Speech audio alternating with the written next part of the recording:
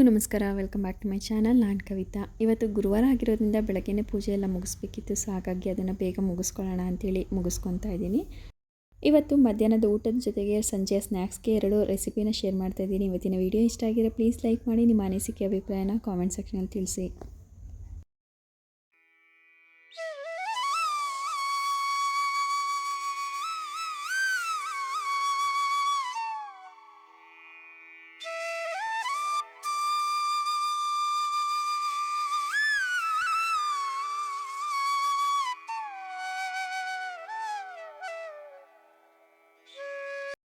ಇವತ್ತು ಮಧ್ಯಾಹ್ನದ ಊಟಕ್ಕೆ ಹೆಲ್ದಿ ಆಗಿರೋವಂಥ ವೆಯ್ಟ್ ಲಾಸ್ಗೆ ತುಂಬಾ ಹೆಲ್ಪ್ ಆಗೋವಂಥ ಒಂದು ರೆಸಿಪಿನ ಶೇರ್ ಮಾಡ್ತಾ ಇದ್ದೀನಿ. ನಾನು ಲಾಸ್ಟ್ ವ್ಲಾಗಲ್ಲಿ ಕೂಡ ಹೇಳಿದ್ದೆ ವೆಯ್ಟ್ ಲಾಸ್ ವ್ಲಾಗ್ನ ಮತ್ತೆ ಶುರು ಮಾಡ್ತೀನಿ ಅಂತ. ಹಾಗಾಗಿ ರೊಟೀನ್ ಶುರು ಮಾಡಲಿಲ್ಲ ಅಂದ್ರೂ ಹೆಲ್ದಿ ರೆಸಿಪೀಸ್ನ ಏನೆಲ್ಲ ಫುಡ್ನ ತೊಗೊಳ್ತಾ ಇದೆ ಅನ್ನೋದನ್ನು ಇವತ್ತಿನ ವೀಡಿಯೋಗಳಲ್ಲಿ ನಾನು ಶೇರ್ ಮಾಡ್ತಾ ಬರ್ತೀನಿ.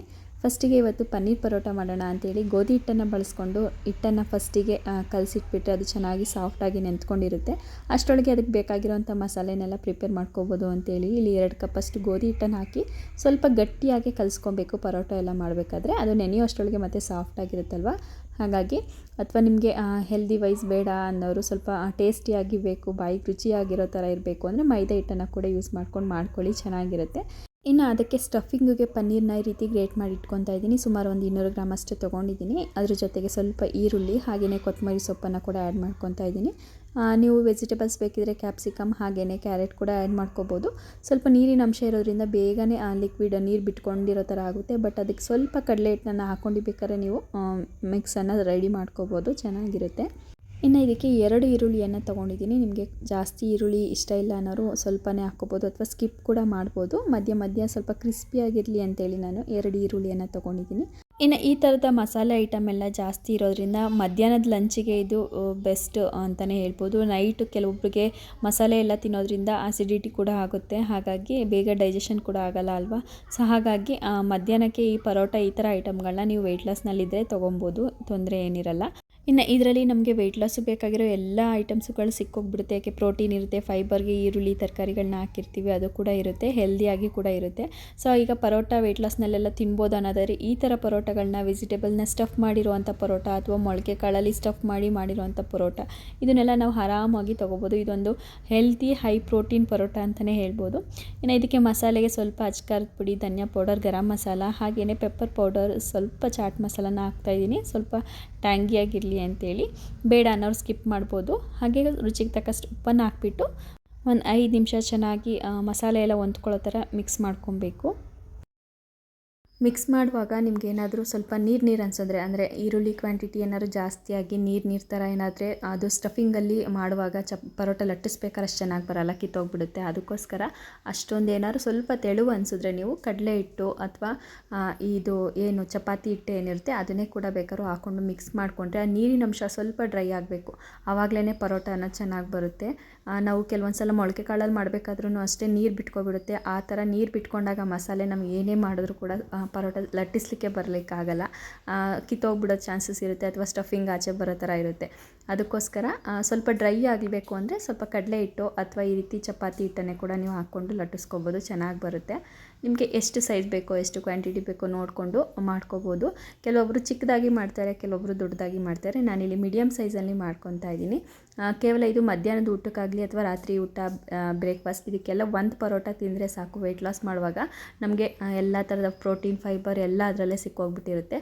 ಇದಕ್ಕೆ ಕಾಂಬಿನೇಷನ್ ಅಂತ ಹೇಳ್ಬಿಟ್ಟು ಬೇರೆ ಎಕ್ಸ್ಟ್ರಾ ಏನೂ ಮಾಡೋ ಅಂಥ ಅವಶ್ಯಕತೆ ಇಲ್ಲ. ಯಾಕೆಂದರೆ ಎಲ್ಲ ಅದರಲ್ಲೇ ಇರುತ್ತಲ್ಲ, ಸ್ಪೈಸಸ್ ಎಲ್ಲ ಹಾಕಿರ್ತೀವಲ್ಲ, ಅದೇ ಖಾರವಾಗಿ ಚೆನ್ನಾಗಿರುತ್ತೆ. ಮೊಸರು ಜೊತೆಗೆ ಸ್ವಲ್ಪ ಚಾಟ್ ಮಸಾಲ, ಪೆಪ್ಪರ್ ಪೌಡರ್ ಹಾಗೆಯೇ ಸ್ವಲ್ಪ ಅಚ್ಕಾರದ ಪುಡಿಯನ್ನು ಹಾಕ್ಕೊಂಡು ನಾವು ಮಿಕ್ಸ್ ಮಾಡಿಕೊಂಡ್ರೆ ಸಾಕು. ಅಥವಾ ಉಪ್ಪಿನಕಾಯಿ ಅಥವಾ ಟೊಮೊಟೊ ಚಟ್ನಿ ಇರುತ್ತಲ್ವ, ಸ್ವಲ್ಪ ಹುಳಿ ಆಗಿರೋ ಅಂಥದ್ದು ಏನಾದರೂ ಇದ್ದರೆ ಸ್ಪೈಸಿಯಾಗಿ ಅದು ಚೆನ್ನಾಗಿರುತ್ತೆ ಕಾಂಬಿನೇಷನ್ನು.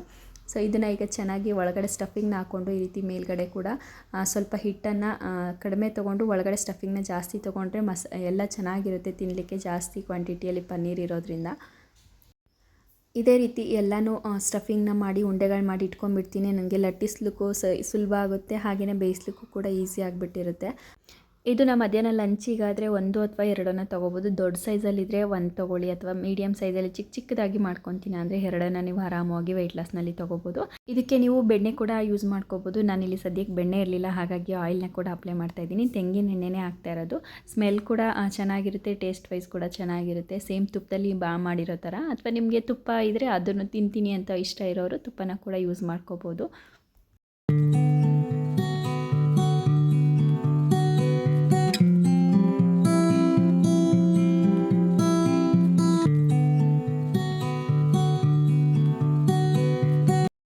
ಮಧ್ಯಾಹ್ನದ ಲಂಚಿಗೆ ತುಂಬಾ ಇಷ್ಟ ಆಗುವಂಥ healthy high protein parotta ready ಆಯಿತು. ಇದನ್ನು ಪ್ರತಿದಿನ ಮಾಡಲಿಕ್ಕಾಗಲ್ಲ, ವೀಕ್ಲಿ ಒನ್ಸ್ ಅಥವಾ 2 ಸಲ ಮಾಡಿಕೊಂಡು ಆರಾಮಾಗಿ ತಿನ್ನುವುದು. ಇನ್ನು ನನಗೆ ಸ್ಟಿಚಿಂಗಿಗೆ ಒಂದು ಪ್ರಾಡಕ್ಟ್ ಬೇಕಿತ್ತು, ಅಂದರೆ ಬಾಬಿನ್ ಬೇಕಿತ್ತು. ಇದಕ್ಕೆ ಒಂದು ಬಾಕ್ಸ್ನಲ್ಲಿ 25 ಸೆಟ್ ಇರುತ್ತೆ.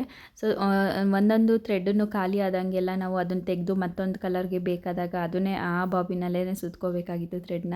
ಹಾಗಾಗಿ ಕಲರ್ಗೆ ಎಲ್ಲನೂ ಒಂದು ಕಡೆ ಯಾವ್ಯಾವ ಕಲರ್ಗೆ ಬೇಕು ಅಂತೇಳಿ ದಾರಗಳನ್ನ ಸುತ್ತಿ ಇಟ್ಕೊಬಿಟ್ರೆ ನನಗೆ ಸ್ಟಿಚ್ ಮಾಡಲಿಕ್ಕೆ ಈಸಿ ಆಗುತ್ತೆ ಅಂತೇಳಿ ಇದನ್ನು ಫ್ಲಿಪ್ಕಾರ್ಟಲ್ಲಿ ತರಿಸಿದ್ದೆ. ತುಂಬ ಚೆನ್ನಾಗಿದೆ ಕ್ವಾಲಿಟಿ ವೈಸ್. ಯಾರೆಲ್ಲ ಸ್ಟಿಚಿಂಗ್ ಮಾಡ್ತೀರೋ ಅವ್ರಿಗೆ ತುಂಬಾ ಹೆಲ್ಪ್ಫುಲ್ ಆಗುತ್ತೆ. ಇನ್ನು ಈ ಪ್ರಾಡಕ್ಟು ಸ್ಟಿಚಿಂಗಿಗಲ್ಲದೇ ನಾವು ಸೀರೆ ಕುಚ್ಚುಗಳೆಲ್ಲ ಹಾಕಿರ್ತೀವಲ್ವ, ಸೊ ಅಂಥವ್ರಿಗೂ ಕೂಡ ತುಂಬಾ ಹೆಲ್ಪ್ ಆಗುತ್ತೆ. ಒಂದು ಸೀರೆ ಕುಚ್ಚನ್ನು ರೆಡಿ ಮಾಡಬೇಕು ಅಂದರೆ, ಕ್ರೋಶಾ ವರ್ಕ್ನ ಏನಾದ್ರು ರೆಡಿ ಮಾಡಬೇಕು ಅಂದರೆ ಒಂದು ಕಲರ್ನ 6 ದಾರಗಳನ್ನಾಗಿ ನಾವು ಮಾಡ್ಕೋಬೇಕಾಗುತ್ತೆ, 6 ಲೈನ್ಗಳಾಗಿ. ಸೊ ಅಥವಾ ನೀವು ಕೆಲವೊಬ್ಬರು ಅದನ್ನು ಕಟ್ ಮಾಡಬೇಕಾಗುತ್ತೆ ಅಂತ ಹೇಳ್ಬಿಟ್ಟು 6 ದಾರದ ಉಂಡೆನೇ ತೊಗೊಂಡ್ಬಿಡ್ತೀರ ಸಿಲ್ಕ್ ಥ್ರೆಡ್ನ. ಅದ್ರ ಬದಲಾಗಿ ಈ ರೀತಿ ಬಾಬಿನ್ಗಳಿಗೆ ನಾವು ಮಿಷಿನಲ್ಲೇ ಈಸಿಯಾಗಿ ಸುತ್ಕೊಬಿಟ್ರೆ ಅದರಲ್ಲೇ ಒಂದೇ ದಾರದಲ್ಲಿ ನಾವು 6 ಸ್ಟ್ಯಾಂಡ್ಸ್ ಥ್ರೆಡ್ನ ನಾವು ಆರಾಮಾಗಿ ಮಾಡ್ಕೋಬೋದು. ಅದಕ್ಕೂ ಕೂಡ ತುಂಬ ಹೆಲ್ಪ್ ಆಗುತ್ತೆ. ಅದನ್ನು ಯಾವ ರೀತಿ ಮಾಡೋದು ಅಂತ ನೆಕ್ಸ್ಟ್ ವೀಡಿಯೋಗಳಲ್ಲಿ ಶೇರ್ ಮಾಡ್ತೀನಿ. ಇನ್ನು ಸಂಜೆ ಸ್ನ್ಯಾಕ್ಸ್ಗೆ ಅಂತೇಳಿ ಗಾರ್ಲಿಕ್ ಬ್ರೆಡ್ ಮಾಡೋಣ ಅಂತೇಳಿ ತುಂಬ ದಿನದಿಂದ ಅನ್ಕೊತಿದ್ದೆ, ಮಾಡಿರಲಿಲ್ಲ. ಸೊ ಇವತ್ತು ಬ್ರೆಡ್ ಕೂಡ ಜಾಸ್ತಿ ಇತ್ತಲ್ಲ, ಹಾಗಾಗಿ ಮಾಡ್ಕೊಡೋಣ ಅಂತೇಳಿ ಮಕ್ಳಿಗೂ ಕೂಡ ಅದಕ್ಕೆ ಬೇಕಾಗಿರೋ ಎಲ್ಲ ಐಟಮ್ಸು ಇತ್ತು, ಹಾಗಾಗಿ ಮಾಡೋಣ ಅಂತೇಳಿ ರೆಡಿ ಮಾಡ್ತಾಯಿದ್ದೆ. ಊರಿಂದ ತಂದಿರೋಂಥ ಎಮ್ಮೆ ಬೆಣ್ಣೆ ಇತ್ತು, ಅದರಲ್ಲಿ ಮಾಡ್ತಾಯಿದ್ದೀನಿ. ನಾರ್ಮಲ್ ಬೆಣ್ಣೆಯಲ್ಲಿ ಕೂಡ ನೀವು ಮಾಡ್ಕೋಬೋದು. ಅದನ್ನು ಸ್ವಲ್ಪ ಮೆಲ್ಟ್ ಮಾಡ್ಕೊಳೋದಕ್ಕೆ ಆರಿಗೆನೋ, ಹಾಗೆಯೇ ಚಿಲ್ಲಿ ಫ್ಲೇಕ್ಸು, ಕೊತ್ತಂಬರಿ ಸೊಪ್ಪು, ಹಾಗೆಯೇ ಬೆಳ್ಳುಳ್ಳಿಯನ್ನು ಗ್ರೇಟ್ ಮಾಡಿ ಹಾಕ್ಕೊಂಡು ಅದಕ್ಕೆ ಸ್ವಲ್ಪ ಮೆಲ್ಟ್ ಆದಮೇಲೆ ರೀತಿ ಬೆಣ್ಣೆನ ಅದ್ರ ಮೇಲೆ ಸವರ್ಕೊತಾ ಇದ್ದೀನಿ ಬ್ರೆಡ್ ಮೇಲೆ.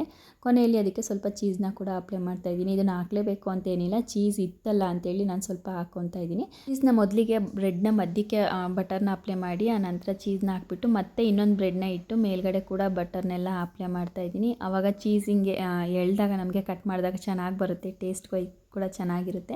ಸ್ಲೈಸಲ್ಲಿ ಕೂಡ ನೀವು ಬೇಕಾದ್ರೆ ಯೂಸ್ ಮಾಡ್ಕೋಬೋದು. ಇಲ್ಲಿ ನಾನು ಪನ್ನೀರ್ಗೆ ಪಿಜ್ಜಾ ಮಾಡಲಿಕ್ಕೆ ಅಂತ ತಂದಂಥ ಚೀಸ್ ಇತ್ತಲ್ಲ ಗ್ರೇಟ್ ಮಾಡಿರೋದು, ಅದನ್ನೇ ಹಾಕ್ತಾಯಿದ್ದೀನಿ. ಅಥವಾ ನೀವು ಇದಕ್ಕೆ ಮಧ್ಯದಲ್ಲಿ ಪನ್ನೀರ್ ಕೂಡ ಹಾಕ್ಕೋಬೋದು, ಅದು ಕೂಡ ಟೇಸ್ಟ್ ಚೆನ್ನಾಗಿರುತ್ತೆ. ನಿಮಗೆ ಯಾವ ರೀತಿ ಇಷ್ಟ ಆಗುತ್ತೋ ಆ ರೀತಿ ಕೂಡ ಆರಾಮಾಗಿ ಮಾಡ್ಕೋಬೋದು. ಈಗಂತೂ ಮಳೆ ಶುರುವಾಗಿರೋದ್ರಿಂದ ಈವ್ನಿಂಗ್ ಸ್ನ್ಯಾಕ್ಸ್ಗೆ ಬೆಸ್ಟ್ ರೆಸಿಪಿ ಅಂತಲೇ ಹೇಳ್ಬೋದು. ಬಿಸಿ ಬಿಸಿಯಾಗಿ ಕೂಡ ಇರುತ್ತೆ, ಚಿಲ್ಲಿ ಫ್ಲೇಕ್ಸ್ ಎಲ್ಲ ಜಾಸ್ತಿ ಹಾಕಿ ಮಾಡೋದ್ರಿಂದ ಸ್ಪೈಸಿಯಾಗೂ ಕೂಡ ಇರುತ್ತೆ. ಮಕ್ಳಿಗಂತೂ ತುಂಬಾ ಇಷ್ಟ ಆಗುತ್ತೆ.